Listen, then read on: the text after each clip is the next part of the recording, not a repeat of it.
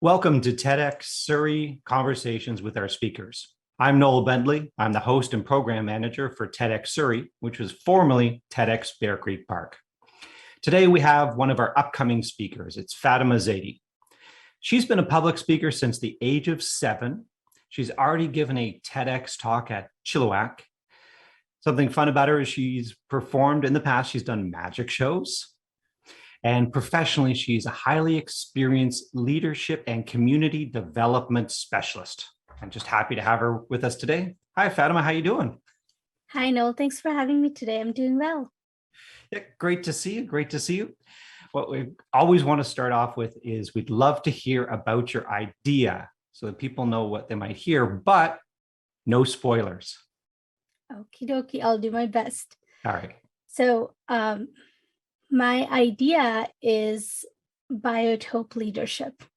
It's a leadership model that I've developed that helps business leaders in general, but also people in general, go back to basics. We're always so quick to want to make changes and to jump on every new trend, but we don't always know ourselves really well. And so decision making can become really hard and complex because it's not coming from a place of clarity. So for example, I have a client in US who has a business, and she had a potential investor that wanted to invest in her business. She ended up turning down that investment with very little thought because she was so in sync with her core values and her vision and who she's all about. And she recognized right away that these business investors did not share those same business values, did not have the same vision for the business. And she felt good about turning it down. If she wasn't very aligned with who she is and her identity, it would have been a very difficult decision, probably a heartbreaking decision, or maybe she would have accepted an investment and then regret it later. So my talk is all about helping people become very clear on their vision and on their values and who they are. Okay, great. Now we would helping people do things. So after your talk, when people have left the theater or if they've seen it online, what's something you'd like them to be able to do, or the shift or change that you'd like to happen? I think the biggest shift is just thinking about their environment, and whether that environment is the right environment for them or not. But also look at the environment that they're creating for others.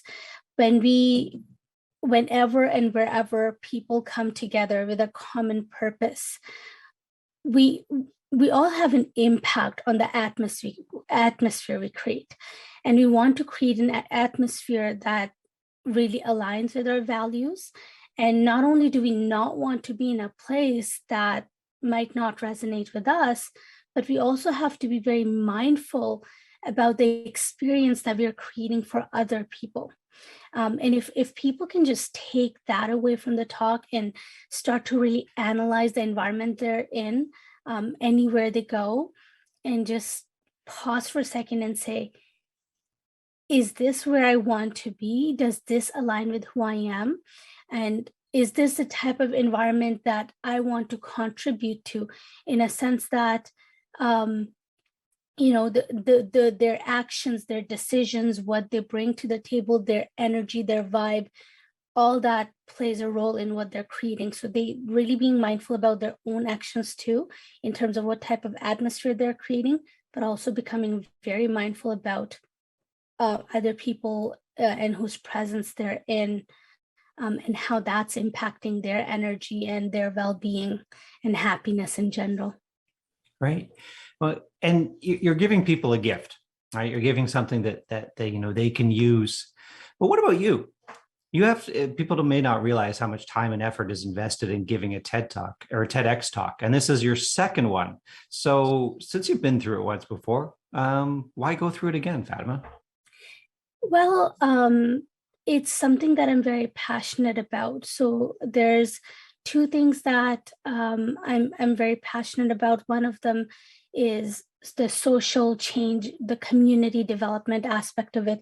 My previous TEDx talk was about ending homelessness and how we can work together to end homelessness from a place of inclusion.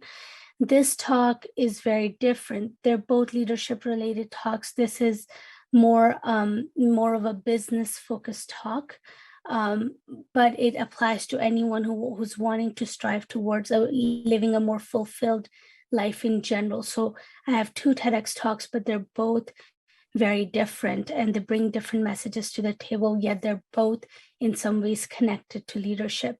Why am I doing this? Why am I taking time to do a second TEDx talk, or why I did my first one? One, I love public speaking, and I really, for me, it's been personally impactful, where having discovered my own values and understanding my own visions and really at the core of who I am has really transformed my life, and it's really transformed my business. And I want other people to have to experience that same thing as well on a global scale. And for me in general, when I had first started my business, I was passionate about it, but it wasn't going in the direction I wanted to. I didn't feel like I was putting that enough energy into it the way I wanted to. And after I discovered my values, I learned that I was actually in the wrong business. And I actually ended up transforming my business completely from there on. And I couldn't be happier. And I want others to experience that as well. Oh, okay. Yeah. Well, that's great to hear. Now, if we want people to experience, of course, they have to join us. So I can ask you, if you're going to give someone that little nudge, if you're going to get them to sort of say, commit to coming see us, they weren't sure, how would you do that? Sorry, are you asking how should I do it, or should I do it? Basically, let's be honest. Let's promote it. How would you get people to come see us today and come listen to what you have to say? I found that this being the second TED conference that I've attended, if you haven't attended one yet, it's a transformational experience. For one, I'm tired of being cooped up in the house from the pandemic. I want something different. I want connection. Honestly, this will actually be, I've delivered talks all over the world virtually in these last 2 years, but on a large scale like this will be the first talk I'm delivering since the start of the pandemic. So I'm really excited about it. I'm really excited to see you, meet you, make that connection with you.